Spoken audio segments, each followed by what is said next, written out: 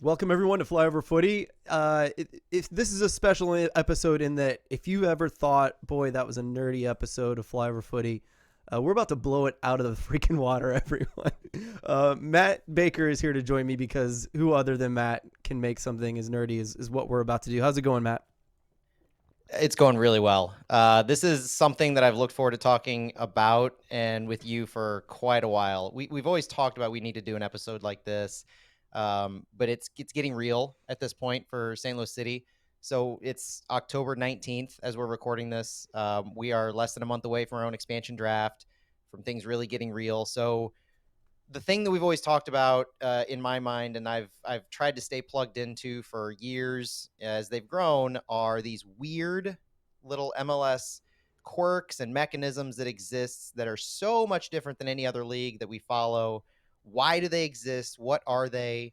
How does anybody even manage to keep track of this? And spoiler alert, most people don't. Right. But it's an interesting to me because it's all about a league that's so young, and they're all designed to help that league stay afloat, keep them alive. So, I mean, all of that we'll get into, and I'm excited to talk about it. Hopefully, we keep it a little interesting and exciting. I think there's an audience that wants to know what we're getting into here in St. Louis, and so I'm excited to talk through it with them. Yeah, absolutely. And I think we were just going to call this like a soccer 101 thing, like Total Soccer Show did a large, long series of that kind of stuff. But for two reasons, we are not going to call it that. One is that Moon Valjean and Michelle Smallman did a show that is Soccer 101. I haven't gotten through it. Matt, have you started it, right? It is good. It's quality in that it's much different than the Total Soccer Show. They do little quick hits on some very foundational things in soccer, MLS, city. I feel it's a nice gateway from the larger St. Louis sports crowd into our world. Yeah. So listen, It's guys. quality. Yeah, like we know our audience. First of all, our audience will go listen to that first, I'm sure, right? Just to see what it's all about. We'll probably all learn something, a little something here and there. But that's the 100 level class. All right. Our audience is a 200 level class audience. Okay. So this is going to get even deeper than that. It's the really crazy stuff that honestly, like, it may be more like a 300 or 400 class because it is going to get deep into the weeds. Hopefully not too much. We'll just see like how this goes. But I'm very excited because I'm looking at this outline and I'm already seeing things that I never knew the ins and outs of. And, you know, Matt, we are opposites, and thank God I am not a details guy. And so I purposefully did not read up on this thinking, okay, I'm going to be the guy that can ask Matt the questions if something doesn't make sense, or if there's some other details that I wasn't sure about that he may have figured out. So I'm the idiot, and Matt is here to be Professor, Dr., PhD, Matt Baker of MLS Rules, Esquire, something like that. Is that it? Are we ready to go? I think we're ready. The MLS advanced 202? economics of the MLS 202, 201, the advanced economics of American soccer. Let's do it. Let's do it. All right, we're going to start with an introduction on why the hell MLS is the way that it is, because we gotta set the plate before we start the meal here. It's very important. And it really doesn't make any sense when you come into it and you're used to either American sports or any level of soccer across the world, because it is entirely unique. Every single thing we're talking about today is entirely unique to MLS, from the overall dollars and cents to every little nook and cranny of the rules. It's all unique. But it's going to impact St. Louis now very directly forever, hopefully. Well, for the foreseeable future until they revamp the rules. Let's say that. It's important to know not just the rules, because when we sign players in the season in the next few months, especially in the next few months, this is all going to be why. When you hear certain things like we signed a player to a max TAM deal, like Roman Berkey is on, you might have no idea what that means until you listen to the show. And that's our ultimate goal, is to give a little background and contextualize a lot of the things that are going to be affecting St. Louis soccer.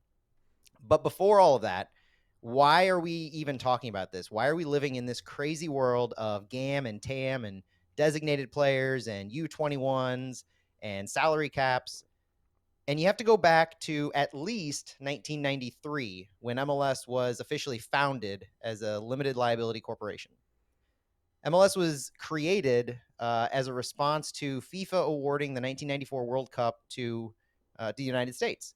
A requirement is that they had to have a top flight league, which at the time, the United States had no top flight league.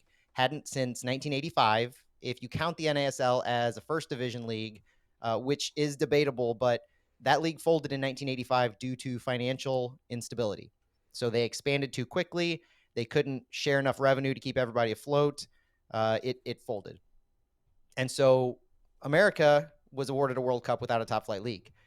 Now, in creating a top flight league, they did their due diligence looking to the rest of the world to try to find out, can we do this? Can we implement pro-rel? There are articles that show there was an attempt to at least investigate the possibility of a pro-rel type pyramid being created from the ground up, because that's what it was at the time. It was from the ground up. You had no structure to work from. You didn't have hundreds of years of history like Europe did. It was a blank slate. So, as a blank slate, your concerns of financial instability go to how to protect against that. And so they look to one of the biggest sports leagues in the world, one of the biggest at the time in America, the NFL, to take their notes. A lot of the owners at the time, the few that they had, came from the NFL world with that experience. MLS was founded as a single entity league, which basically means that the league itself can control all of the players, the hiring, the costs, the revenue, and owners, as we think of them in other sports leagues, don't exist in MLS. They're investor operators. So they buy into the league and they're licensed to run a team out of a city, essentially. So when you're awarded a new franchise from owners that will pay an expansion fee, those expansion fees are buying their way into MLS so that they can operate a team in that city. So everything we talk about today, because of that structure, is dealing with the league as the entity who's paying the players, who are creating all of these acquisition rules on how to bring players into MLS. What are the different rules? And because of that, the league has been able to maintain a level of financial stability. So there was some dark points in the league in the early 2000s where Tampa Bay and Miami folded, and it was two owners owned 7 of the 10 teams. Things got bleak. So this structure is disconnected from the entirety of the footballing world. It's disconnected from American sports, but slowly but surely they rose out of it.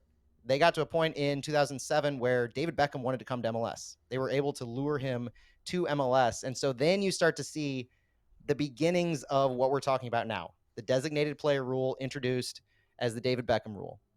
And you kind of start to see that shift in mindset of, it's not just an act, it's not just a circus show or anything like that, but you're seeing real growth, noticeable and consistent. So Beckham.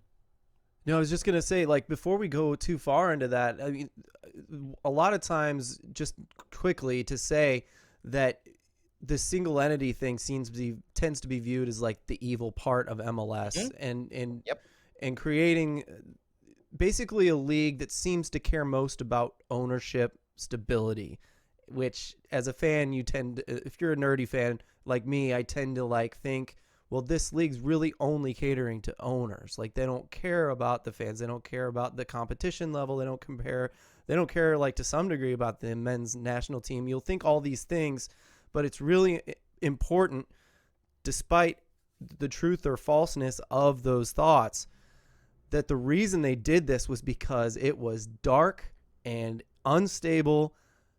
Teams were starting and folding immediately. It was bad. Soccer in the United States was bad. And the main problem was ownership stability. And so, like, the reason it's built around that is it wouldn't exist at all. No teams would live to this current age without some kind of stability. And even the USL has realized that. But anyway, I just wanted to make sure we fully set the table there that it was really, really, really bad. And now it's not just like an okay league. It's a flourishing league, good or bad. And we'll talk about the rules to help you decide whether that's all good or bad. And the good and bad is only possible to be talked about because the league still exists. Yeah, right. And every time I have the opportunity, I'll tell people that the league exists because of the rules that we've come to hate. So yes, there should always be growth. There should always be an understanding and a realization that you do have to pivot, and there are inflection points, of which Beckham was one of them, that have to drive change. And how seismic will that change be? And that's I what would argue that this DP rule is all about too. Is it yes, wasn't, it did start with that, but now it's also like how quickly can we grow? And a lot of those reasons that we're able to quickly grow is like the DP rule you're about to talk about, and other like artificial things that can grow a league through rules and exceptions to spending and things like that. So not only is it alive today, but it's giant because of all of these things we're going to talk about. But that does lead us to this David Beckham rule. Thanks for letting me interrupt. for sure. And you really do have to compare it to some of the other sports leagues in America when you're talking about the salary cap, the roster rules, in that we haven't been around since 1920 like the NFL, 1903 like Major League Baseball. Even in the NHL has been around since 1917. They have had the time to grow, and as quickly as we want MLS to grow, there's a push and pull between ownership even right now of the owners from the old guard who they're just happy that the league's still in existence. They don't want to have to pay more to compete. They like the parity that exists in MLS through all of these rules. And the Beckham rule was that inflection point where you start to see the rubber band effect. You're seeing some teams like the Galaxy who want to splash cash to compete and buy championships or put as much talent as no matter what it costs on the field. And then you have some other owners who have been around since the very beginning who had the opposite perspective. So a lot of the things that we're doing now are trying to pull those old owners into the future. Arthur Blank's a perfect example with Atlanta United, who wants to move MLS into the future of spending and be competitive with the world. So as you get that ownership shift, you get these new expansion teams in who want to splash cash, you're able to kind of move the needle meaningfully. And so you're starting to see, especially in the past few years, MLS is becoming a selling league. And so it's not just having good players on the field. It's not just bringing in retired Premier League players. It's shifting into developing young players. It's shifting into selling players. And all of that plays into these roster rules. The stat that I have is from the past 3 years, MLS has averaged over 16 players sold per year. And the previous 5 before that, they only averaged 7 a year. And so we're seeing these rules that we're going to talk about in just a minute are rewarding those teams who develop and sell players. You bring in younger players, they're less of a hit to your salary cap. You sell players, you're getting to keep more of that money versus what the league is kind of taking as like a finder's fee sort of a thing. And so as we shift into what St. Louis City is going to be a part of, the nature of MLS has changed so significantly from what it was that it's not just stable, but it's rewarding a lot of the things that Lutz has talked about, developing young players, sending them to Europe. The teams are incentivized to do it. And so a lot of the rules that we're about to talk to speak directly to that. See, I cut you off right around David Beckham, somewhere around there. Did I let you get the DP rule out all the way? Yeah, no, we'll get into what the DP rule is, but it was basically caused by David Beckham to allow players who were way more expensive to come into the league, but still keep all those existing rules. That is the epitome of the push and pull that we described, where sure, you're not changing any foundational rules, but you're adding on one here and one there to allow that additional spending. It's why we're going to get into the fact that in 2023, MLS has a salary cap per team of 5.2 million, but a soft cap of 10 million, meaning you have mechanisms that exist in this league that allow you to spend almost double what your proclaimed salary cap is. So that epitomizes the push and pull, and it really gets into your kind of adding on you're putting band-aids on the problem. You're adding on little things here to allow the incremental spending while keeping everybody else happy in the old ways. Absolutely, yeah. There is definitely a middle ground, a gray area that they're trying to tread in the middle of, while not ignoring, if someone wants to spend the money, they usually try to find a way, right? And I'm sure we'll cover that too. But the Beckham one was reverse engineered from the start. Like, hey, he wants to come here. Our cap doesn't allow that. How can we make it work? Thus the DP rule, right? Exactly. So I think right before we pivot into the first big piece of the actual rules, I want to talk through a couple definitions real quick, because we're going to mention a couple terms that consistently aren't going to have any meaning unless you really know what they are. So one of them carries a lot of weight is the term salary budget charge. And so the salary cap as we know it, and in other sports, you may have a luxury tax where if you go over it, you just have to pay a percentage, but you can go over it as much as you want if you're willing to pay that. We see it all the time with the Yankees, for instance, in Major League Baseball. The salary budget charge is the amount of a player's salary that directly goes towards the salary cap. So the example, and we'll get into the details, but the designated players, David Beckham, right? He was making, I think, $6.5 million a year. The only amount that actually went towards the salary cap at the time was around $400,000, the max salary for a player. And so you're talking about this portion of a player's salary applies to the salary cap. So Beckham on the Excel sheet that they keep is taking up $400,000 of the Galaxy's salary cap, but they're actually paying him $6.5 million a year. And so that's what a salary budget charge is. It's only the portion of the player's salary that counts against that hard salary cap. So what happens to the rest? That's where the soft salary cap comes in. So that's how you're allowed to get to. This year, Toronto FC had some kind of incredible player spend of, I think it was $32 million they spent on their roster. $14 million was on one single player, Lorenzo Insigne.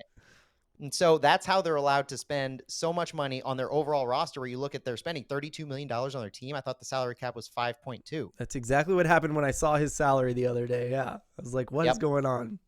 So salary budget charge is going to come around a few times here in the different types of players that we're going to have.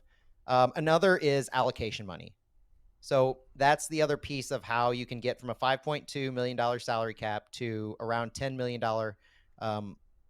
soft cap, not even counting the full DP salaries.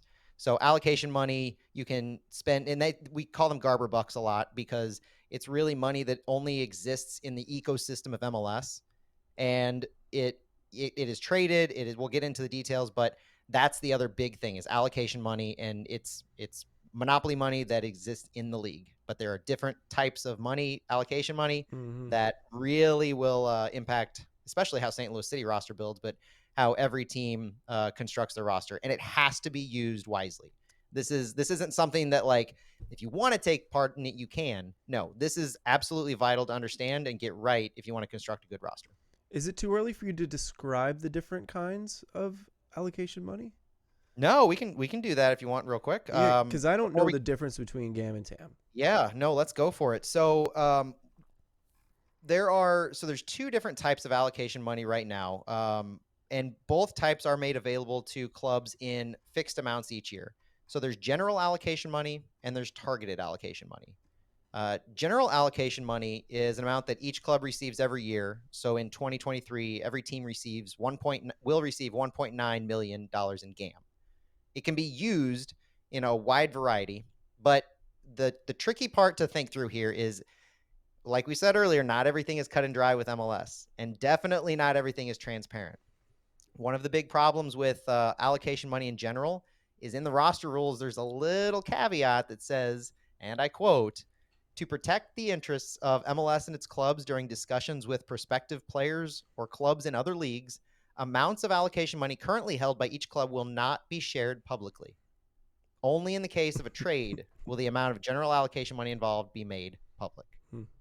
So we know how much a club will get each year because it's fixed.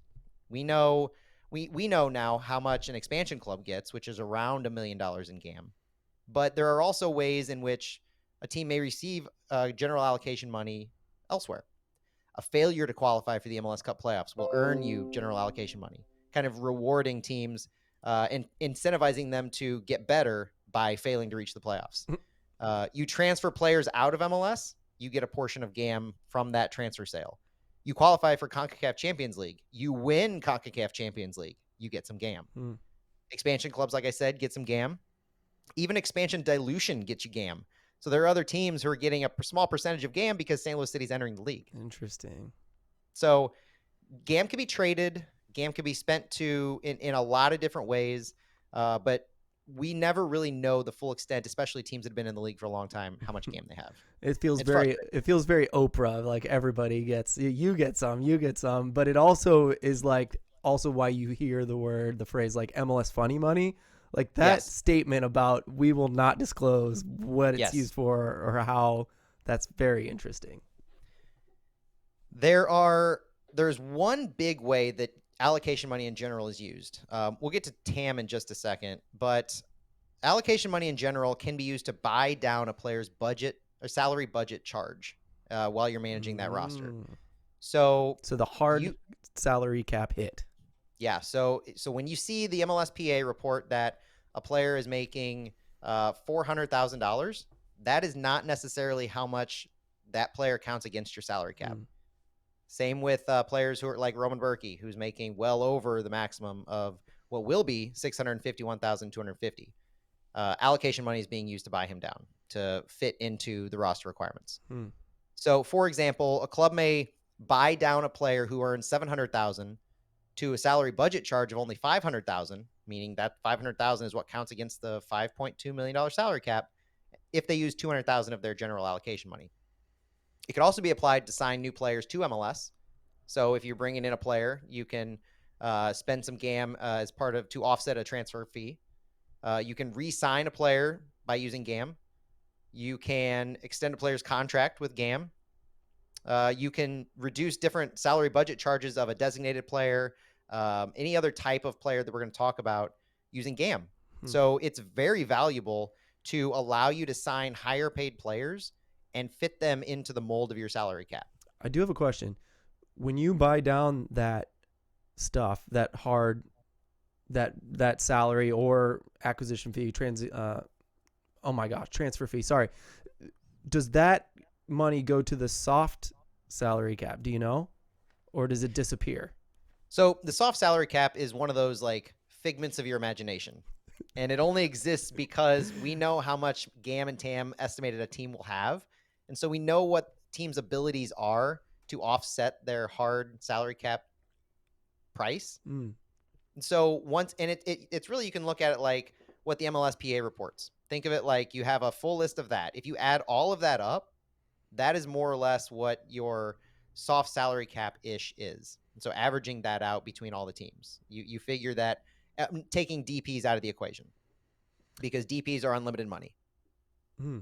But is there a soft salary cap limit? There is, right? Oh, there is. Yeah. And so that's where targeted allocation money kind of really comes into play. Okay. So general allocation money is very flexible. You can use it on just about any player. You can use it on a player like Tomas Ostrak, who's making below the league maximum, but you can still use GAM on his salary to offset that a little bit.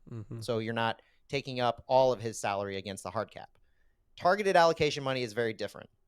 And it's also being phased out in a way by MLS because it is less flexible. Whereas GAM right now is on the rise each year in how much a team gets. Currently, it's at 1.9 million. TAM's on the way down. Last year, in 2022, it was at 2.8 million. This upcoming year, 23, it'll be 2.72 million. And so each club may use those funds to sign a new player as long as that player's salary and acquisition costs are more than the maximum salary budget charge. So that's why we say that a player like Roman Berkey is on a max TAM deal, because you can use his salary that is so much more than the league maximum to buy him down. You can't use TAM on Tomas Ostrak because he doesn't make the league maximum. You can't buy him down to less than that. Now, the biggest thing about targeted allocation money is that there is a ceiling to which you can apply that to a player. And the other half of Roman Berkey's max TAM deal is he's making around $1.65 million for 2023, or at least in 22 he did. And so that's what his salary is, about 1.65. The maximum you can use TAM on a player is $1 million over the salary cap for a single player, which is $651,250.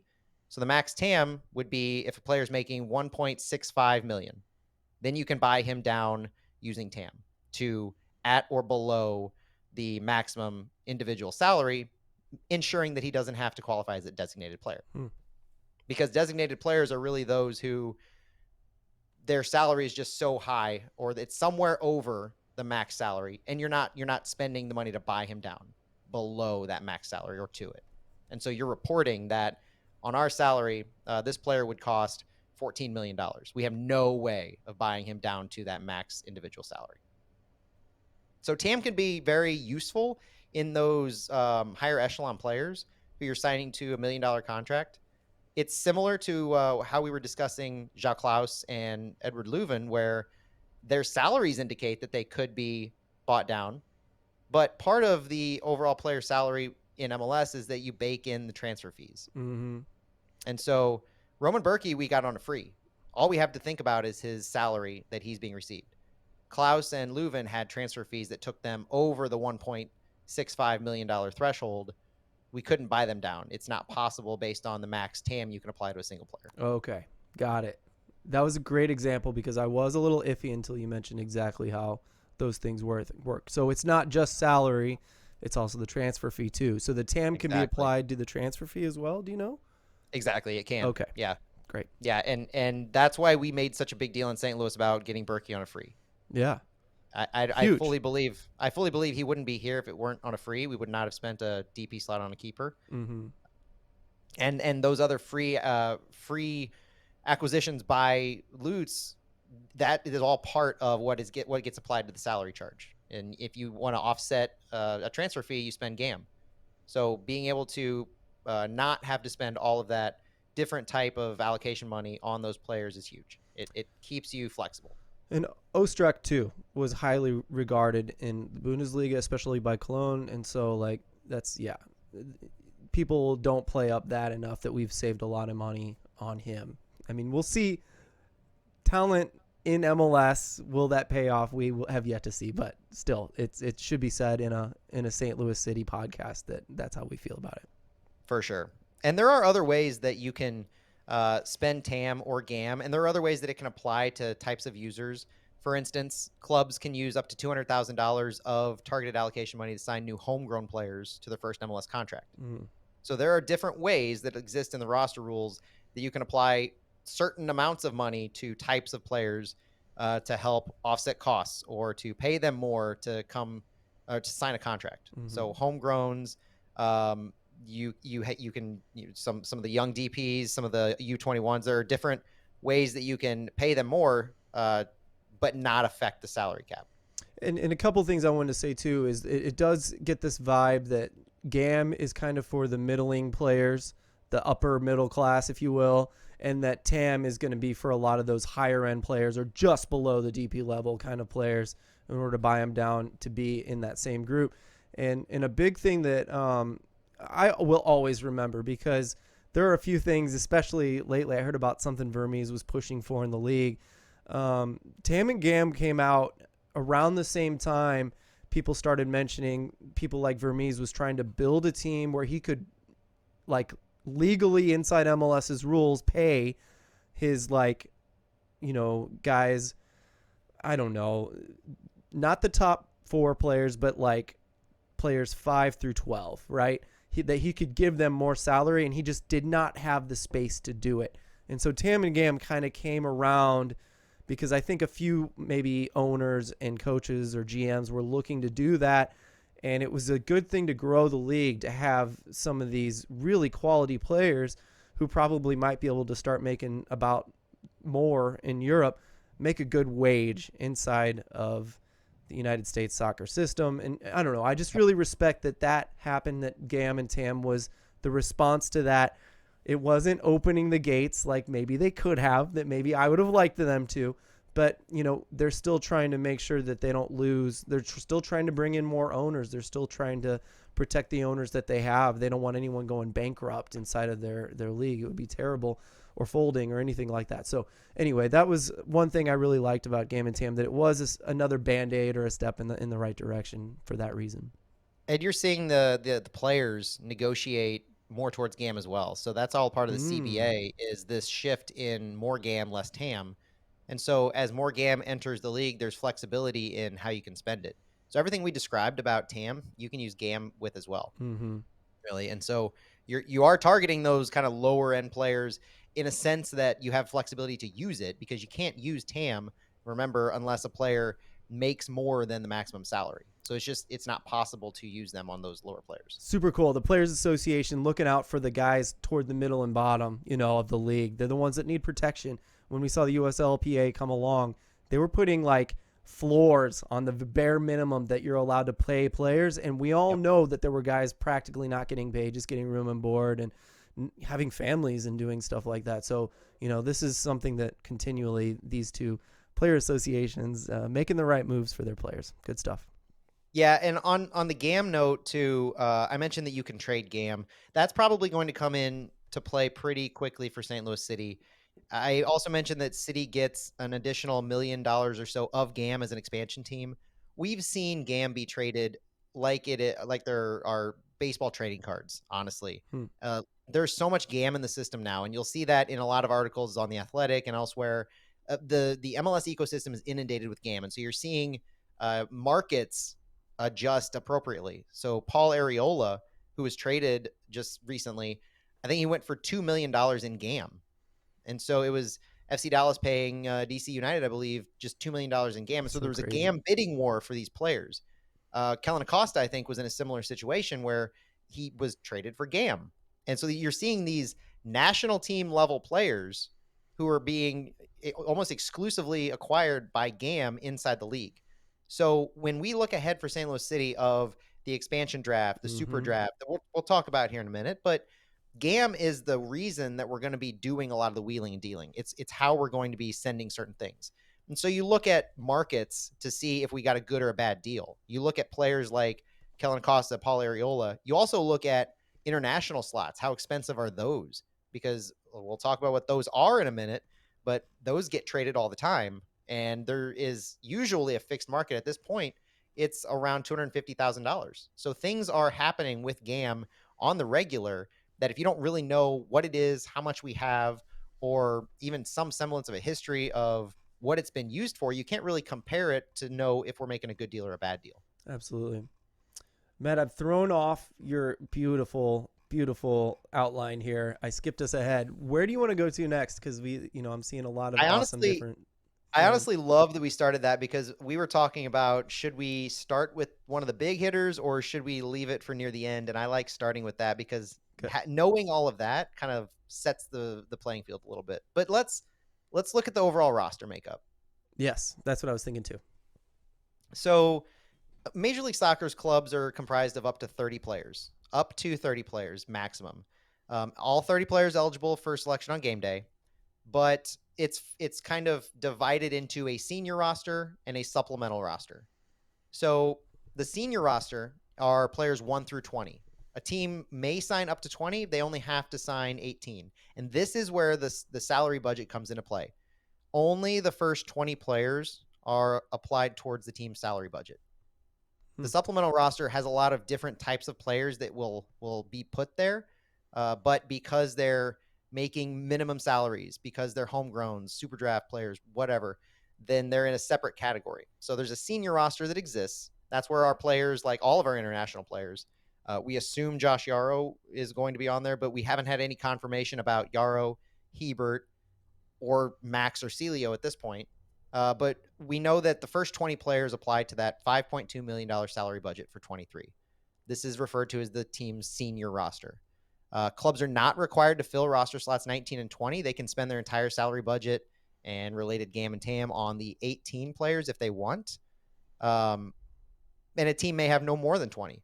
And along with this, the maximum salary budget charge for a single player on this 1 through 20 senior roster is, in 2023, $651,250. To clarify, again, that's not how much a player will be paid. That's how much their salary can go against the salary cap as the salary budget charge. So anything over that is when you're not allowed to use GAM or TAM. Yeah. Is that what? Well, is that, no. So am I mixing rules? You're mixing rules. Okay. And so I like it though. So $651,250 is the maximum salary budget charge. That's the max salary a single player can be paid. Okay. Unless you use any one of these other mechanisms. So you can use GAM above that. You can use TAM above that. TAM you can't use below that. Below it. Thank you. Got it. Yeah. I'm on board. But that is the number you were referring to earlier about. Yes, got it. Yep. Thank you. Yep. So all of the other players that will be signed, and some that probably already have been signed, if MLSPA's reporting is correct, Max Schneider and Celio Pompeu from City 2 have been signed to the supplemental roster. Mm-hmm. So the supplemental roster is those roster slots 21 through 30, do not count towards the club salary budget. And they include players who are on minimum salaries, who are homegrown players, Generation Adidas players, any eligible Super Draft players. It rounds out the roster. If you're a Cardinals fan, maybe this is similar to the 40-man roster that opens up. Pretty close with the exception that all 30 players are eligible for selection on any given game day. It's almost there like, are, yeah, what month is it? Like September that you can use anyone on the court? Yeah. That is a great comparison, is that the 30 roster, senior and supplemental, can be compared to a September 40-man. Mm-hmm. Very nice. So slots 21 through 24, there are designations for each one of these slots. 21 through 24 filled with the senior minimum salary players, who right now is at $84,000. So that's the senior minimum salary. You've been in MLS for a while. You're making the senior minimum. You can also include homegrown players, Generation Adidas in these slots. And it really all has to do with those who have a base salary at least $84,000 with the senior minimum. That's for slots 21 through 24. Mm-hmm. 25 through 28 are earning the reserve minimum salary, which last year was $65,500. So significantly less. That's where the MLSPA has Max Schneider and Celio Pompeu slotted, is 65.5. So the assumption is that they're filling out slots 25 through 28 right now, which may also include homegrown players. So we have right now, it seems, 2 slots available for City in here. And the reserve minimum salary players must be 24 years or younger during the league year. It cannot be filled with players who are making the senior minimum, that 84,000. So it has to be these earning at least 65.5. And 29 through 30, so the last little bit of the roster, must be filled with homegrown players earning the reserve minimum salary, 65.5. Or they can be earning a little more, but it has to be filled with homegrown players. So you won't find anything else in 29 through 30 other than homegrowns. Interesting. Very cool. So homegrowns are in all of these supplemental slots, it looks like. One that, I'm sorry if I missed it, but I noticed that Generation Adidas is in the 25 through 28 or the 21 through 28, interestingly. So that'll come around in the Super Draft. We'll talk about that some more, I'm sure. And it really all has to do with how much they're making. So which I thought was set by Generation Adidas, but I guess not, huh? You can pay players more, and you can use some of these subsidies that they have. So you can apply Gamer TAM to a Generation Adidas player to slot them in to a higher roster slot. I do remember Jordan Morris, for some reason, I think he was a Generation Adidas player, or was he a homegrown? He was a homegrown. Never mind. He was a homegrown. That's different, which actually is next. Are we good to move on to homegrown? I think we're good to move on to the different player categories. Yeah. The only other thing to note here is there are subsidies that can be given to homegrown players. So I mentioned earlier, TAM can be applied to players that are different categories. Well, this is one of those things where clubs can use up to $200,000 of targeted allocation money to sign new homegrown players, like I mentioned, to their first MLS contract. So those can be applied then to put them in certain roster slots on the supplemental roster. But specific rules are listed out so that homegrown players can be subsidized.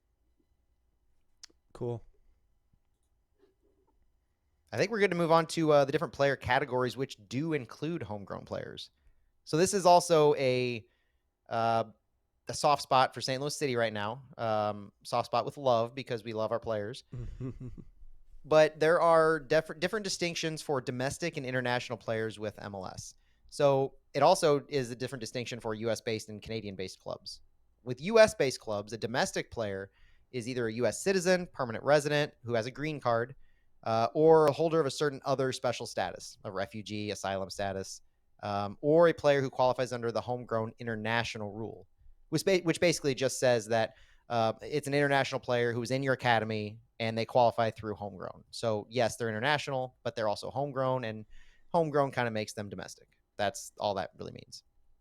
What's weird is I'm Canadian not seeing like a minimum amount of time they have to spend in your academy. I'm sure that's out there, but homegrowns are.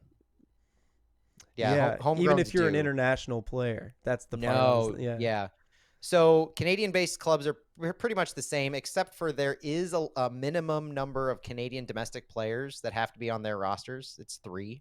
So Montreal, Vancouver, Toronto all have to have at least 3 Canadian domestic players on the roster at all times. Nice. So we went over the homegrown international rule and how that really backdoors you into a domestic player slot. International players are where things really start to get your ears have to perk, especially as a St. Louis City fan. So in 2022, there were a total of 224 international roster slots divided among the 28 clubs. Averages out to be about 8 per team. There is expected to be more in 23 for St. Louis City. It's always kind of grown with 8 over the past few years. So there's not going to be any more, any less. It's always expected to be 8. St. Louis City currently has, depending on where you're looking, 7 or 8 currently signed to their roster. And a potential other roster signing is coming in December if Rasmus Alm comes to fruition. So all of these international spots can be taken up. International spots can also be traded. And so you have an opportunity to spend some of that GAM that I mentioned to trade for an international slot, giving you for that year an extra, or you could trade one away if you only have 7. There's flexibility in what you do with that.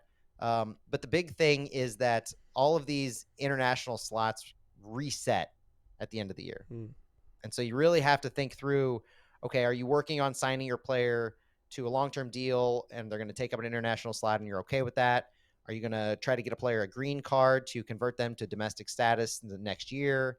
What's your long-term plan? Because it's going to affect you in more than just when you sign the player. And it will also remove flexibility in the next subsequent years if you're already loaded with your full complement of international players after year 1 and you don't have any way to move them.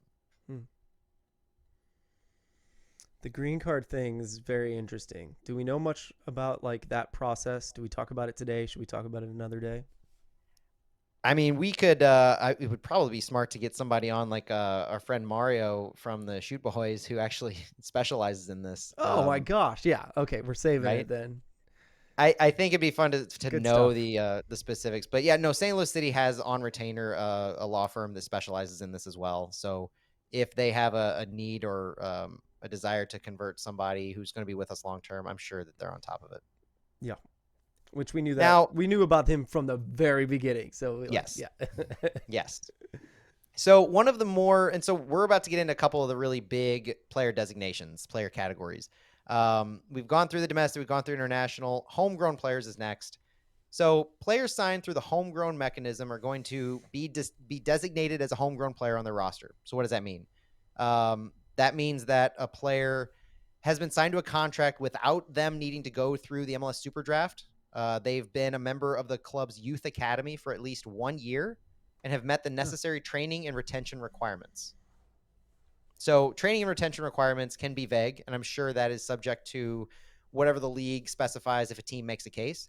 But the thing that really jumps out to me here is a player has been a member of the youth academy or the club's youth academy for at least 1 year. And knowing that there's no limit to the number of homegrown players a club may sign in any given year, the homegrown players can occupy a spot on the senior or supplemental, depending on, some of these, how much you're going to pay them type of thing.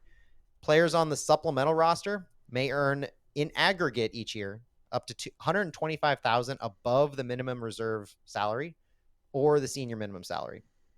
And so there are ways you can use your GAM on this. You can pay a player more to sign with your club straight out of the academy. And honestly, you think of it as, why would you pay a player more if they're homegrown? They're just fresh out of the academy. What incentive is there? Speaking locally here, it seems like the incentive is you're convincing these kids to turn pro rather than go to college. That's a big incentive right there. Mm-hmm. So you're needing to show your commitment to them, if nothing else. And so MLS roster rules allow for mechanisms to pay players a significant amount of money when they're potentially 15, 16, 17 years old. And that was the Jordan Morris thing where they were trying to get him to leave college, and homegrown signings were new. I think it was in the second year or something like that. and he was by far the highest paid homegrown player, and they got him straight out of early out of Stanford. And so, yeah, you pay someone like Jordan Morris a lot of money for that reason. Exactly. And so the other type of young player designation is Generation Adidas. And that is also going to directly impact St. Louis City. So Generation Adidas is a joint program between MLS and Adidas that's dedicated to, and I'm just reading from what it is, developing exceptional talent in a professional environment. Each year, a handful of top collegiate underclassmen and youth national team players are signed by the league, with the majority of those players entering the league through the Super Draft. Until the end of the guaranteed term of the contract is up, which can be up to 3 years, Generation Adidas players are on the club's supplemental roster. So Jack Mayer, obvious local Generation Adidas recent player. Generation Adidas players are oftentimes designated in early December, I believe, but before the Super Draft occurs. And so you'll know the pool of players that will be Generation Adidas, and that's important for St. Louis City because it's almost guaranteed that City is going to sign one of these Generation Adidas players. Mm-hmm. They are on guaranteed contracts. There are roster advantages, like we just mentioned, to signing them. They don't take up a lot of those big money slots. And honestly, the fact that they're on the supplemental roster, they don't hit the salary cap at all. So if you remember, the senior roster are the only ones that take up that salary cap space. It's a free card. Mm-hmm. And you're getting, so Jack Mayer with Nashville right now, seeing how integral he is to that team after a year, even at the end of that first year, after he was on loan, he started to really get some playing time in. That's free money for Nashville. They're not paying him anything against the salary cap. Yeah. That's the kind of value that these players are going to provide, and that's why it's important to really hit on one, similar to what Austin and Charlotte tried to do these past few years. I was talking to the fan van account. I'm not sure which one I was talking to, but they were asking that question. I got a little bit of it wrong, but most of it right in that it doesn't hit the cap. 3 years guaranteed, and then 2 options. So up to 5 years is another big part of that. But those are, massive help there. And we could get more than one Generation Adidas player in one Super Draft. It could happen, especially as an expansion team. You could always trade Super Draft roster spots too. That's right. There's a lot of trading that can happen with GAM and TAM at international spots. So those Homegrowns and Generation Adidas, those are fun. Designated players are the sexy one, and so that's next. Designated player rule, which has been nicknamed and aptly the David Beckham rule, allows a club to acquire up to, currently in the roster rules, up to 3 players whose total compensation and acquisition costs exceed the maximum salary budget charge, which is $651,250. The club bearing financial responsibility for the amount of compensation above each player's salary budget charge. So this is interesting to me, and I never really thought of it until I really started digging into it too hard. But the players' contracts are with the league and not the individual teams. And so when you think about the maximum salary and you think about designated players being paid so much higher, this really caught my eye, is that the players' contracts being with the league, owner investors pay into it within the salary cap framework. Toronto, for example, who's paying Lorenzo Insigne $14 million a year, all but $651,000 of that is coming out of the owner's pockets, not anything that the league has already arranged to pay for with that contract. And so it really speaks to the teams who have a desire to spend to compete in what they're willing to spend. And it's a little unfortunate in some ways because, as you'll hear Sam Stejskal and Paul Tenorio talk all the time, it really limits the money that you can spend to up to 3 players. And that's why you see some of the clubs like Toronto end up where the top 3 players take up 67% of their team salary, which is an absolute absurd amount. Insigne himself takes up 43%, and he's an outlier, admittedly. $14 million for a single player is breaking the bank for MLS. Breaking a record. But you're seeing significant teams, just about every single team, their top 5 players take up about 50% of their roster, and it's because of designated players. And this is where it goes against what Vermees wanted, right? People look at these rosters and they see numbers like that, and it just is like 3 players make this much, and it's ungodly. And then 15 make this much, which is okay, but in comparison is pennies, right? And it Exactly. doesn't feel equitable. It feels, I don't know, it feels very I what some can't. people would blame like the American capitalist whatever problems that we have. It feels like Yeah, that in a league. it does. But to me, this rule, if there's ever a single thing to point out in these roster rules that really um, just touts the difference between what was and what is and what's going to be, it's the designated player rule. Mm-hmm. It is just a small window of opportunity for those who want to spend and bring significant talent into the league, no matter what the cost, Yeah. while still placating owners who they don't want to increase the max salary. They don't want to see a blanket $30 million for teams to spend up and down their roster.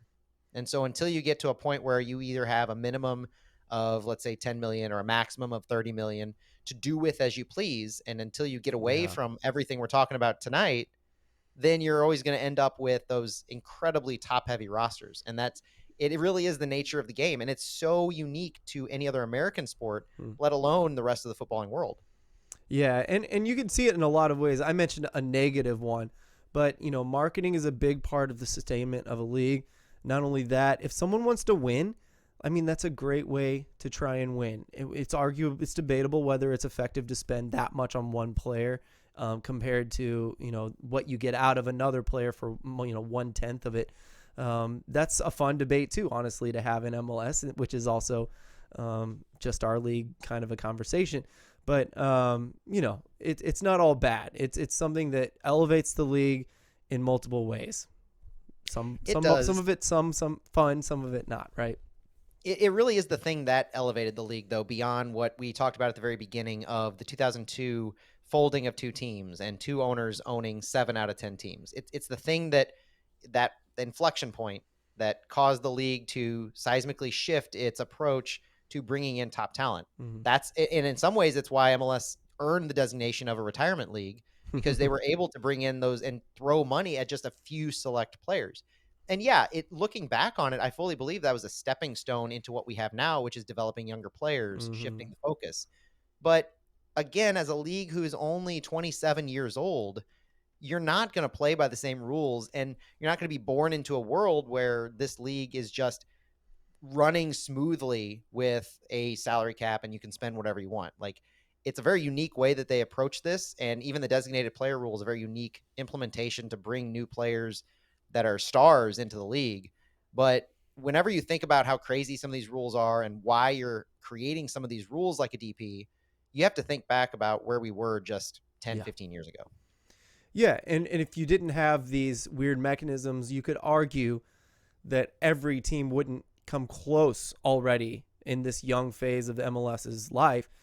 You wouldn't have every single team putting out multi-million dollars on single players, right? Every Mm-hmm. team has at least one or two players that they're spending millions of dollars on. And this is a young league.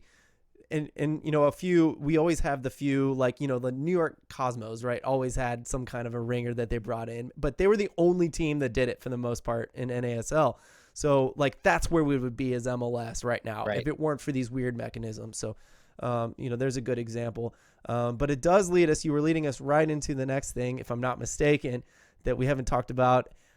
I know nothing. I know everything we've talked about. I generally have an idea of what's going on. Young designated players, I'm totally lost. Is this okay to go on to young designated players?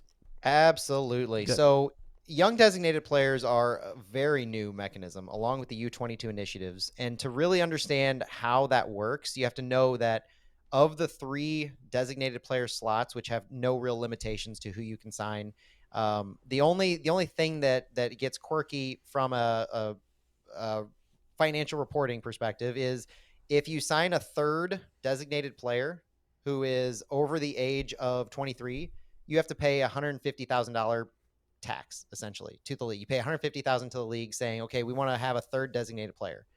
The young designated player is how you get around that. So a young designated player is 23 years or younger during the league year, and they'll carry a very minimal salary charge. I'm talking minuscule compared to that maximum $651,000. If you sign a 20-year-old or younger to a young DP slot, they only take up $150,000. Hmm. If you sign a 21 to 23-year-old, they only take up 200,000. These are, especially when you're thinking about what city could do, extremely important and potentially very cost effective means to bring in top young talent. If you can identify a young player, 23 or younger, especially 20 or younger, who is worth his weight in whatever you want to pay him, they won't hit the salary cap, but for a fraction. And so if and obviously one of the things with the DPs and the young DPs is if you sign a player during that secondary transfer window midseason, the salaries are halved. So the salary budget charges are halved by each. So there is a bit of fair play going on if you sign them midway through the season. Hmm. But just like with all these other types of players, clubs can buy down the salary budget charge of a DP or a young DP with general allocation money. So you can, so the hit is going to be 150, right? But you Yeah, can spend more than that as long as you buy it down with GAM. you could spend $15 million on a 22-year-old if you were that confident in their abilities, and it would only cost you $200,000 against the salary budget. And you don't have to buy that down. Obviously, you couldn't buy that much down. It's They're a just DP at this point. Yeah, you that's a don't need to worry DP. about buying Okay. them down. Got it. Got it. Yep. Yeah, there's no buying down a DP. The only thing you can buy down is to make them not a DP, which is Roman Berkey. And then the So Roman, worry is like the soft cap. Does that apply to the soft cap that you were talking about? no, the soft Anything cap is left really over? no the soft cap is really nothing to consider. It's just it is what it is in the sense that whatever you end up with around the 10 million mark is what you'll do if you take full advantage of your GAM and your TAM and you're smart with all of your financial spending. Okay. So you're able, and it really goes to you're able to spend, you're able to use all of these mechanisms, GAM and TAM, signing a young DP, signing U22s. You're able to use all of this to minimize the salary budget charge so much that your actual salary is 2 times what you have to report to MLS. Mm-hmm. So I mean, and honestly, that's the crux of it too. So we're about to get into the U22 initiative, but when you're thinking through all these designations and all these GAM and TAM mechanisms to buy down players, that's the reason for it all is to get around the salary cap of 5.2 million for 2023. And the soft cap is if you're efficient and you're able to do all of these things and apply all these things to the players you sign, you'll end up with a roster, except for your DPs because they're so much more, of around $10 million cumulatively. Hmm. So it's the soft cap isn't anything to really think about. I'm bumping up against this. I should be worried. It's just what you will work your way up to if you're efficient in how you're signing players and spending GAM to maximize your salary budget spend. So has anyone hit the maximum? Because you said there's a maximum soft cap, right? Like you're not allowed to spend too much. Has anyone had this problem? No, the average is around 10. That's just what it is. There are So you can be limited though, right? Or are you unlimited? no, you're only limited by the amount of GAM and TAM you have. Got it. So the soft cap isn't a number that is like a cap. It's not like you have to stop buying things down at this number. It's just Correct. like a reported. This is how much you've bought down and used your money smartly. It's just a Correct. report. Yeah, exactly. Basically, you could think of the soft cap as what would happen if you removed the designated player salaries from your overall roster spend, Yeah, and what you have left over that actual players are making, that's your soft cap. So I got it. that's really what you're spending on players. Good. I was thinking that there was a limit to how much you could buy down, and that was what the soft cap was. It's not. It's just like this is how much you've bought down. You've been smart. This is the number that you were spending. This is the number that MLS cares about, which is the hard Yeah. number. And GAM and TAM's not unlimited. We talked about you get 1.9 million a year for GAM, you get that 2.72 million for TAM. That's what enables the soft cap to be reached. Mm-hmm. Got it. So, with the young DP kind of covered and understanding that you can have a young DP if you have 2 designated players, then you can sign the young DP to a significantly less max salary budget charge. There also was created a couple years ago something called a U22 Initiative. And this is what really epitomizes the whole shift from the MLS as a retirement league mantra to MLS focusing on signing, developing, and selling off young talent. So along with how a young DP can reward a team for signing a younger player to a higher contract by not costing them much against the salary cap, U22 initiatives are 3 slots that each MLS team has that will each occupy one of the 20 existing senior roster slots. The number of these slots available to each team does impact and is based on what that third designated player slot does. So the different criteria or examples are: if a club has a vacant third DP slot, which currently City does, the club will have 3 available U22 initiative slots. If a club does sign a third designated player, then the number of U22 initiative slots are impacted in a couple different ways. If the third DP is a young DP, the club gets all 3 of their U22s. Again, rewarding a club for signing younger players. If the third DP slot is 24 or older, or is being bought down with targeted allocation money, the club can still have all 3 U22s.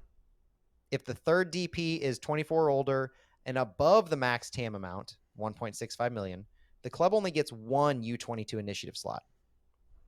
So basically saying, if you're spending all of your DP slots on older players over 24 and they're well above 1.65, then we're not going to reward you with these 3 U22 slots.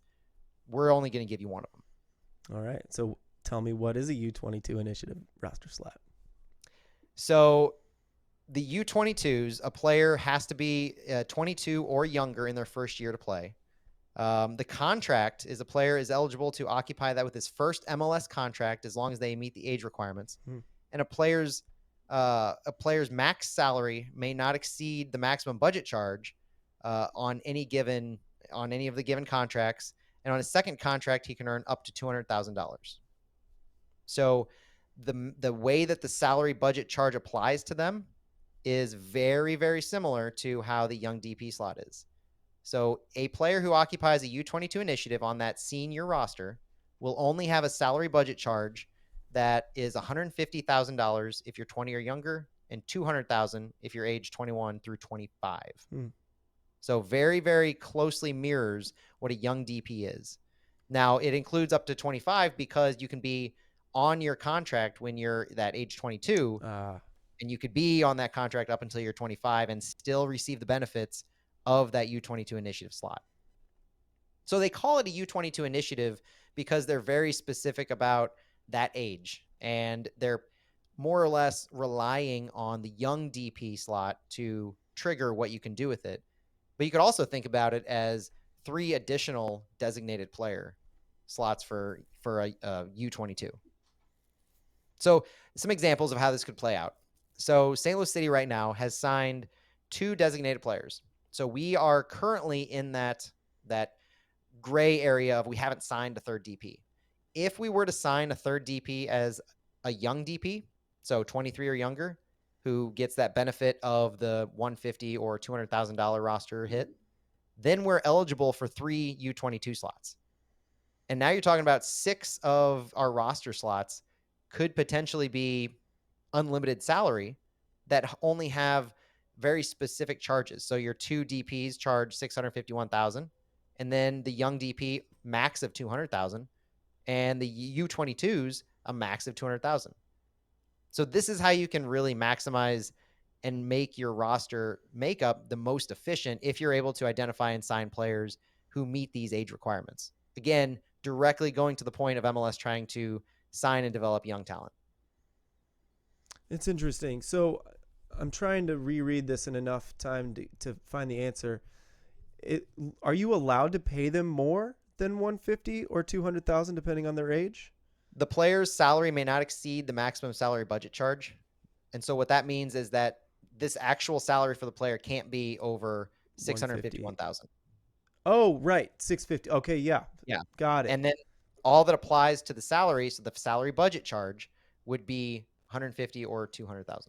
There is one other sentence in here. It says a homegrown or super draft player in his second contract may earn up to $200,000 above that max, so they could make up to about $850,000. So, man, that would be like Jack Mayer might fit into that slot in the next year. Actually, Could be. That's interesting.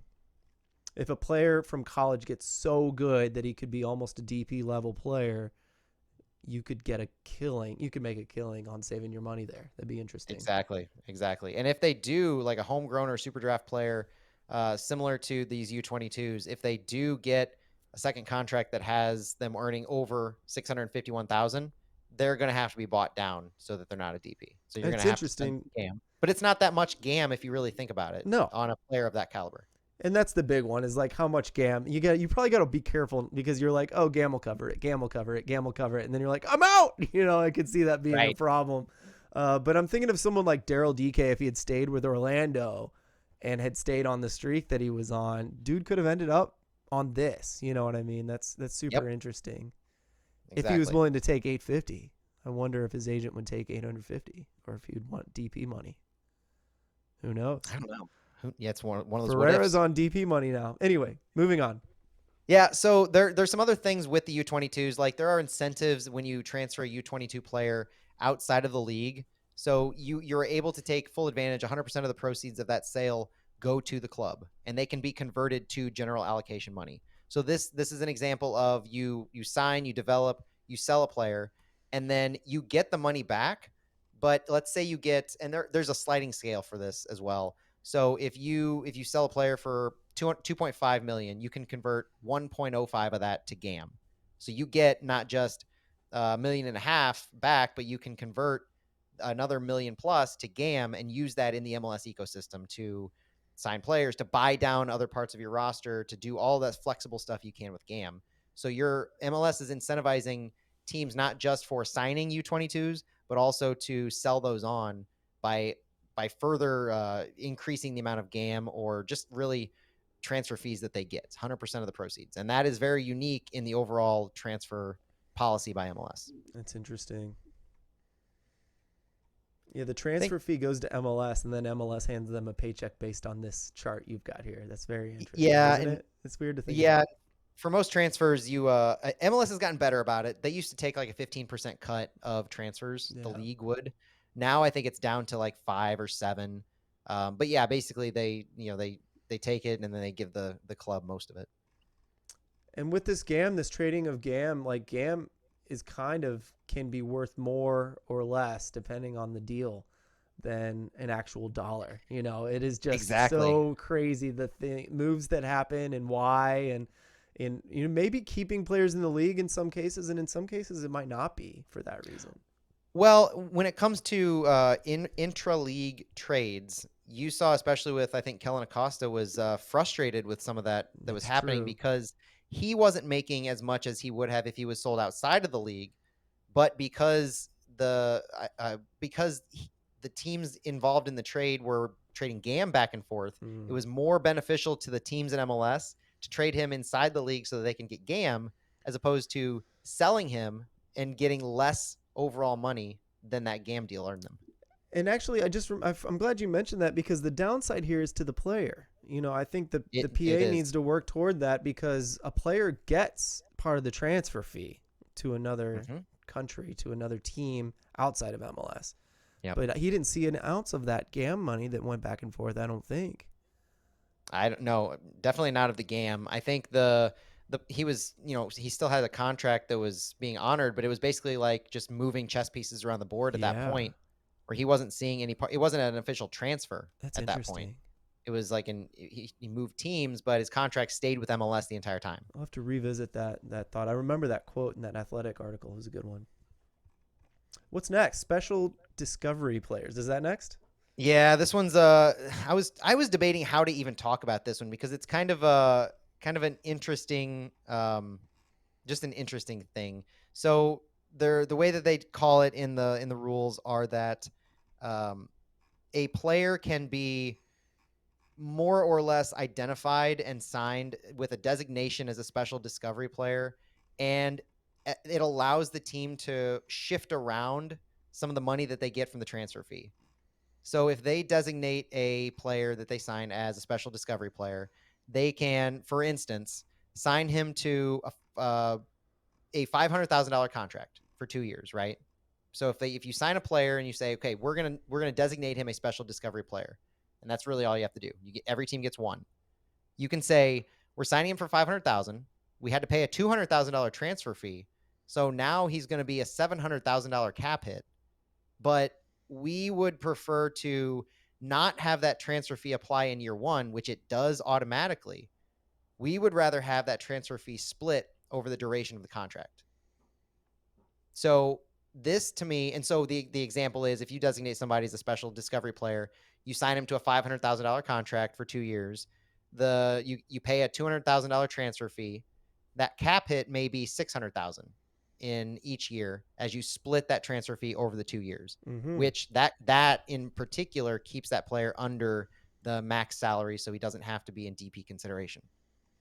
So this to me, if you again apply it to St. Louis City, we talked earlier about Jacques Klaus, Edward Leuven, their transfer fees.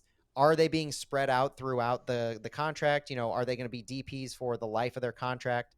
And unless, which we haven't heard, but unless Jacques Klaus was a special discovery player, then that transfer fee hits this year, and it's applied to his salary budget this year. That's why he's a DP.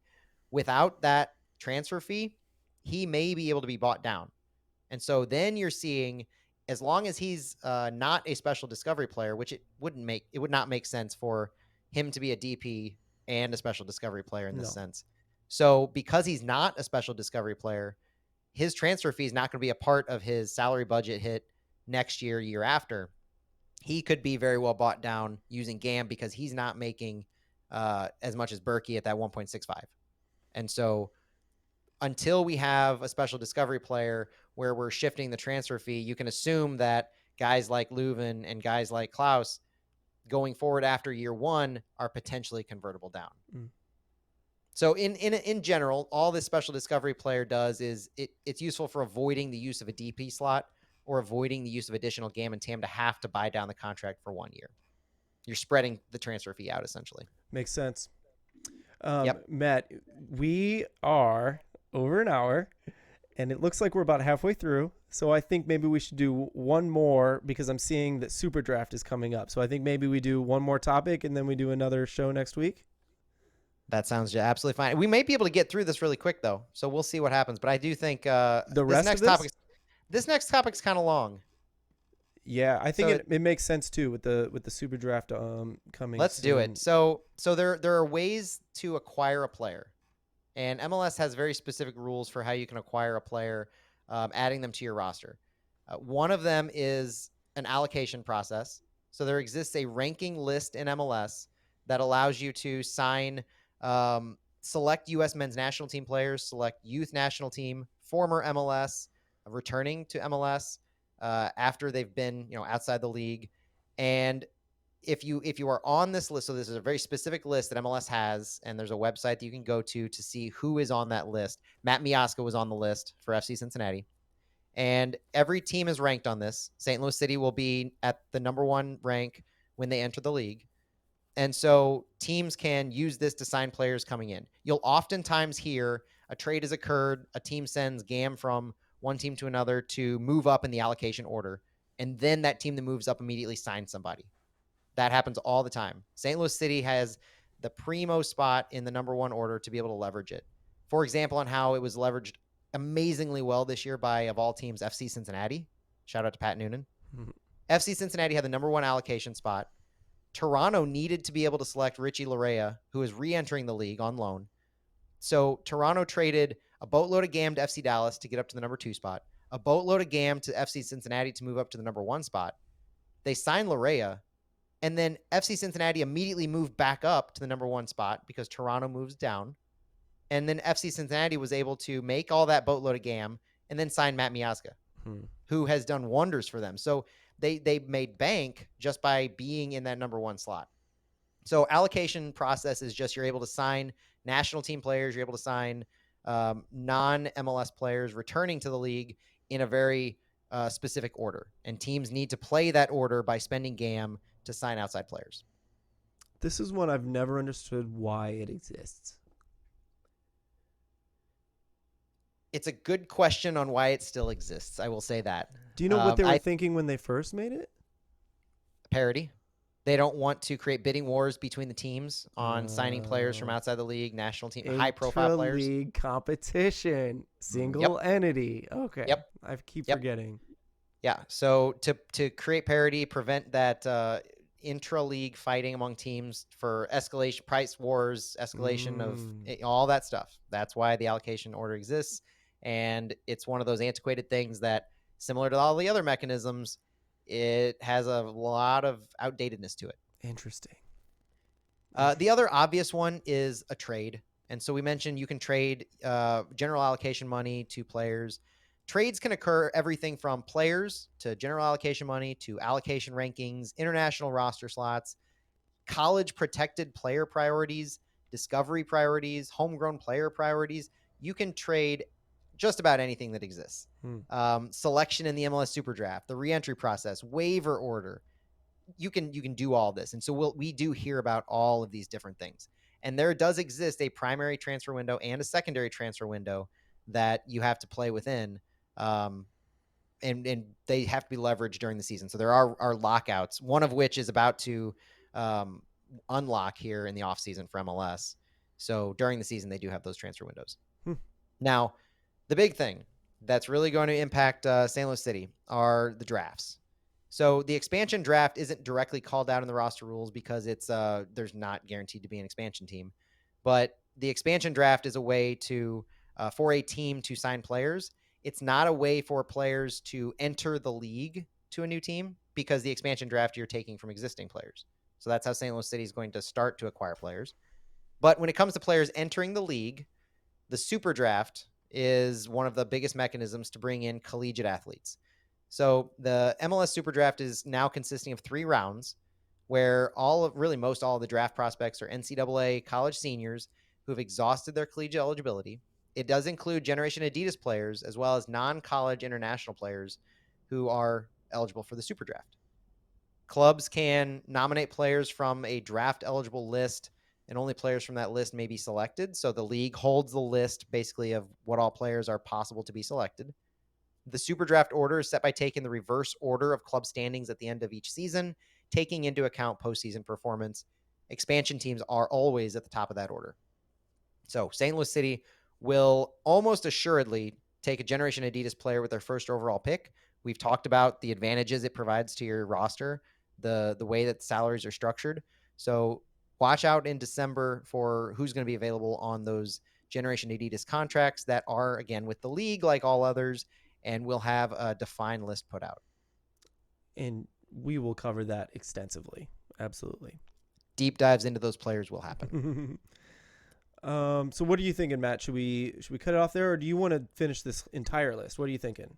I'm not going to go deep into most of these. I think one of the only other things to really call out, there's kind of 2 things. There's a discovery process that exists with the league. So it really comes to clubs can say, okay, there exists this superstar or this other player in another part of the world, and I want to have rights to him. So if he comes to MLS, I want to be the team that has him. And so MLS has a process called the discovery process where a club can place first priority on a player on a discovery list. Clubs can have up to 7 players on this type of a list at any time and can remove or add players. No limit to really how many players a club can sign from the list. But it is what you're thinking if you're trying to picture what this might actually look like. It doesn't consist of MLS players currently. It doesn't consist of those on the allocation ranking list of the national team players and those who have played in MLS. It doesn't consist of who another club has a right to. It doesn't consist of college or amateur members, underage. It doesn't, none of that. Best example I can really give is if, let's say the San Jose Earthquakes had tried to put in a discovery claim to Lionel Messi.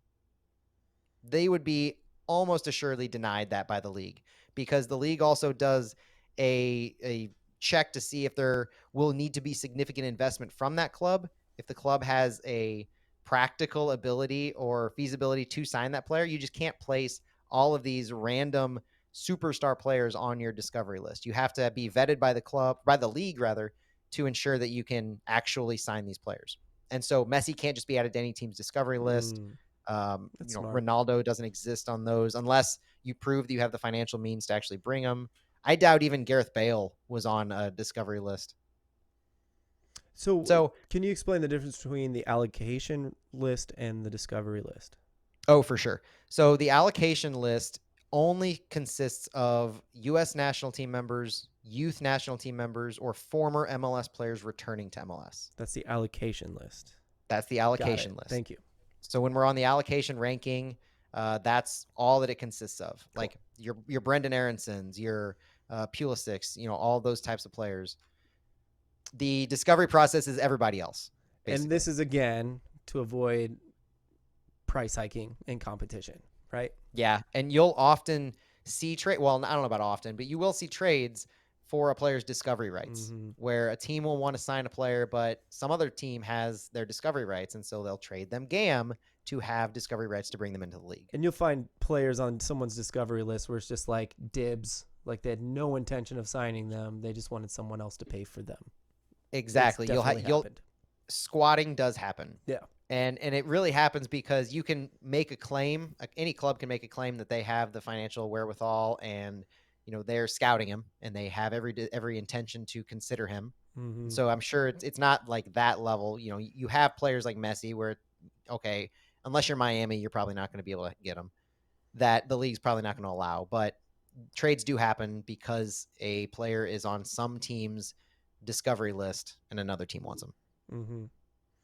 Now, there are other types of things, like there's a related party transaction where a club like New York Red Bull might be owned by have another team in their umbrella organization. City Football Group is another good example. So there are restrictions on how players are transferred back and forth between those types of teams. The league makes all those final determinations. We talked about homegrown player signings. There are affiliate signings that happen from MLS Next Pro and currently USL Championship affiliate teams that play into it. There are re-entry processes, which that will actually affect City. So the re-entry process it happens after MLS Cup, and there's a reverse order of the finish where expansion teams are at the top. There's a stage 1, there's a stage 2, where players can re-enter the league after having minimum levels of MLS service, and clubs who have their rights can extend offers, but City might end up with a few players that are re-entering MLS who are at least basically 22 years old. Free agency does exist in MLS. Free agency window opens at the end of the season, similar to other free agency in other leagues. Waivers exist in similar manners. The free agency thing, the PA had to fight for this. So players wanted this free agency, and I think that was because they were being stuck on this re-entry draft, and they weren't getting as much money out of it. And I think it was ending careers faster as well. I'm not sure why, but I know the players had to fight for it. It's tricky when your contract is held by the league to enter free agency in the league, because technically while your contract with a team may reach its end, you're still contracted to the league. And so at that point, the team who's paying your salary isn't seeing a benefit. There's a lot of that weird jargon going on when the league owns your contract. I'm happy the players actually got that through, and free agency is a lot more robust now than it was a few years ago. There's other things that allow for teams to sign players through extreme hardships. If you get season-ending injuries, you can replace players. There are short-term injury replacements you can sign. You can sign them to the senior and supplemental roster. Just a lot of other nuts and bolts that go into it that, we'll talk about them if and when they happen to City, but all that we really, I think, need to know is that they exist as capabilities. Nice. Boy, you just knocked a bunch out. I'm telling you, there's a few that are just almost white noise, and you can read about them as opposed to listening about them. It doesn't. That's kind of why I was trying to hurry things up. I apologize. But I was like, boy, we're going to start banging our heads against the wall because some of this stuff is so crazy. But it is important, and it may be something we circle back around to, right, Matt? We were talking about maybe doing some of that.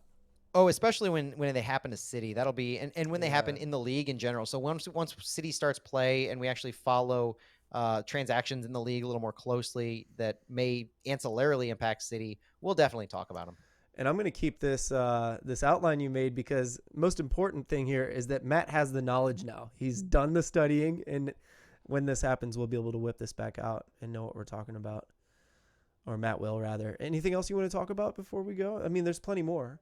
Yeah, I mean, there's always a lot more, and one of the things that I think is good to know, but it's really just X's and Y's, are the overall salary budget information. So I'll go through them really quick, and it's from 2023 numbers. We've talked about them a lot, but it's nice to hear them all in sequential order, really. So 2023, we expect the club salary budget, based on the latest CBA, to be $5.2 million. That's the hard cap that teams can work around with GAM and TAM. The maximum salary budget charge for an individual player is going to be $651,250. Senior minimum salary is $84,000 on that supplemental roster. Reserve minimum salary is going to be $65,500 on the reserve roster. There are the designated player charges are that max salary. The third designated player is the same unless they're a young DP. Young DPs, U22 Initiative folks, they're only charging the salary budget 150 or 200,000. So you're seeing significant shifts to the younger players. The one kind of gray area, though, is as we record this, MLS does have a collectively bargained media rights revenue sharing that will kick in. And because the media rights is through Apple now at a significant deal, $250 million per year minimum, there is expected to be some level of increase in player spending. Right now, the CBA calls for that to be 12.5% for the next couple of years, and then it jumps to 25% increase the next few years after that. So all the numbers we talk about, potential to go up even in 23 just because of this additional revenue sharing that is directly going to player spending. Yeah, and that's something to be thinking about when we start building our roster. But I think, have you already covered too that as an expansion team, you get more GAM anyway, right?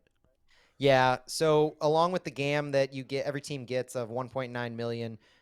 We talked briefly that expansion teams do get a specific amount more than that. And from talking to different sources, it does seem like that number is pretty consistent year over year, at least the past 3 years, of around 1.1 million or 1.1 million of GAM. So St. Louis City will have additional GAM to play with compared to the other teams. They still have that 2.72 or so TAM there, and that's why you see deals like Roman Berkey's max TAM deal, and you're not too overly concerned about the strong arming it might do to our roster flexibility. Yes, it does raise eyebrows in the sense of how you put together a roster on the max salary charges and Mm-hmm. what that means. But ultimately, you're given more as an expansion club, and if we use the rest of our money wisely for young designated player, U22s, homegrowns, so many mechanisms that reward signing and developing younger players, and that speaks directly to the heart of a lot of what Lutz has said about giving those young players a chance and then selling them off.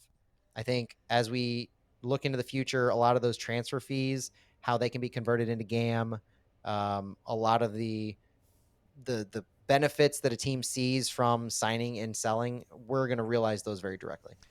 Yeah, and go after going after over this a lot. I gave lots of reasons online about that whole situation, but it is like a mix of two things in my mind after like going through here, that GAM can really bail you out. There is so much of it, and it's growing every year, that I do think even if you make a bad decision or a decision that hasn't worked out, like the Berkey thing in MLS, GAM can bail you out. But there is still that, like, in the back of your mind, like, are you going to get to the end of this offseason and be like, oh crap, I need two more midfielders, or I need another attacking guy and I'm out of GAM? Like, what am I going to do? We don't want that to happen either. And that literally could happen if they're not careful. I haven't heard of a team doing that, but maybe that's what happened when Miami had like 4 DPs and maybe they were out of money to buy it down. You know what I mean? And I maybe that was I the think answer. I think you're spot on. I think Miami had an idea of buying players down using TAM, and it didn't work for one way or another. And they just couldn't, because if a player makes up to 1.65 now million, you can buy them down with GAM or with TAM to get to that max salary budget charge. Yeah. And so something went wrong in their math and their capabilities, and they were in trouble.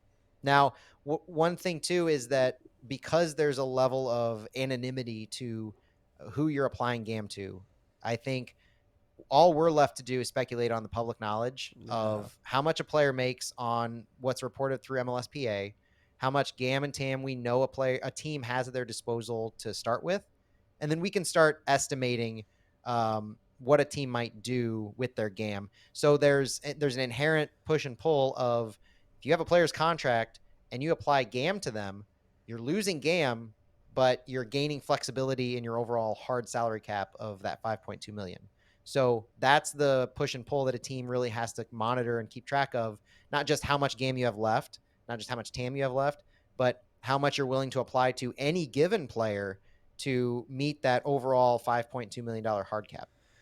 Everything about this just reminds me of turning in your taxes every year. You know what I mean? Like you do your own taxes, you do your own math, and at the end of every year you have to like add it all up and make sure it's right, and then you send it to the IRS, and then the IRS tells you whether you're right or not. You know what I mean? And it's like it's just very interesting that all these rules apply, that I just almost like I wonder if there's like, maybe I've seen this in faint memories in the past on Twitter, like a flow chart of all the rules. Like, is he this? Okay, go to this square. Yep. Is he this? Go to that square. And it's like there are so many ways you could like finagle this, and it feels like there should be like accountants for MLS teams to figure all this out. And maybe there are. I don't know. There has to be, and honestly, I think of it as a combination of a puzzle and Football Manager put together. Yeah, totally. Because it's not just the regular Football Manager signing a player and all the intrinsic qualitative things you have to evaluate and contentness and all that stuff, but it's really a puzzle of putting together all these pieces, knowing that you have a pool of money that you can apply to players at Oh any my given gosh. time. And one thing I've always been really curious at, and I guarantee I'm never going to get an answer unless I really take somebody to a bar for a night, is how do you when do you determine how you're going to apply GAM and TAM? And at what point does that consideration really go into signing a player? I know. Because other than the straight trades, like the Paul Areola, the Kellen Acosta, where you're just straight trading GAM, are you signing a player to X number of contract and thinking, okay, I think I'm going to put in, I'm going to apply 200,000 of GAM towards this player, and I think that'll get me where I want. So you sign the player, and they're, well, no, I think I'm going to sign this other player, so maybe I need to have applied 400,000 to this first one. So there's a lot of puzzle pieces that kind of keep shifting here. Yeah, and like, And can you pick up the puzzle piece and move it? Like, do you well, have someone in a slot, and then you're like, well, if I move them to this slot, then it makes room for someone over here. That's what I'm wondering too. so I think if I had to guess, and I was a betting man, I would say yes to an extent, because Me too. there are roster lock dates built into every roster rules every year. Oh, It's usually like 2 days before, a couple days before the season starts. I Your forgot about rosters have to that. be locked into place. Yeah. And so I fully believe that there is a level of moving the pieces around the puzzle, or picking up some GAM and putting it over here, and Mm-hmm. because I have no doubt it's a spreadsheet system or some kind of database that you're saying this player has 200,000 GAM applied to him. His salary budget charge is going to be 300,000. And you do that for every single one of your players up until this roster lock date, in which MLS is going to start evaluating teams at that point. That's why we didn't hear about Inter Miami until after the season Yeah. started, because they turned in their roster lock. It was messed up. They broke the rules on the DPs, and then MLS found out after they evaluated those roster That's so locks. funny. I just picture I mean, there's so many jokes about Miami, but I just picture them the night before, like last minute cramming their homework, and they're just like, "What do I do? I don't know what to They're, do." they're checking the clock, 11:58, Yeah. 11:59. They're clicking send as quick as possible, waiting for Coffee it and to load. pills and energy drinks. Cool. We can stop there, right, Matt? Is that good? That about covers it. Honestly, it's a massive amount of information. I think we're going to try to slice it up a little bit, or look at some timestamps on these and give that little highlights of that. But honestly, as if anybody actually listens to this and cares enough to ask clarifying questions, I Yes. would honestly love nothing more than to answer clarifying questions, or if I didn't explain something clear enough, or there's just any kind of ambiguity. My ultimate goal in all of this is really to get St. Louis soccer fans more knowledgeable in the ecosystem that we're about to step into. So I always hate the fact that something seems obvious to me, and so I don't talk about it when somebody else is out there and they have no idea what they're reading, no idea the framework or the context. So I want to help provide that context. I want to be that resource so that people can enjoy not just on the field action, but off the field. I like hearing about how Cardinal players' salaries are impacting our ability to sign other players. So if I can help contextualize that for anybody else, I think that's the ultimate goal that we want to do here. Absolutely. I agree. And Matt, I just want to say thank you so much for doing all this research, typing all this up. It is going to pay dividends going through seasons to come for us. So, man, I really appreciate you doing all that and explaining it so well as well. I loved it. It's real. We're here. I know, right? It does. Yeah, this is another step, right? So, yeah, I hope everyone, it was helpful for you as well as it was for me. Ask questions, slide in our DMs. We'll be posting more videos to clarify stuff throughout the month or year. And hope you enjoyed it. We'll be doing a normal episode next week since we fit it all in this episode. Again, thanks to Matt's quick movements here. That's it, guys. Talk to you soon. Thanks.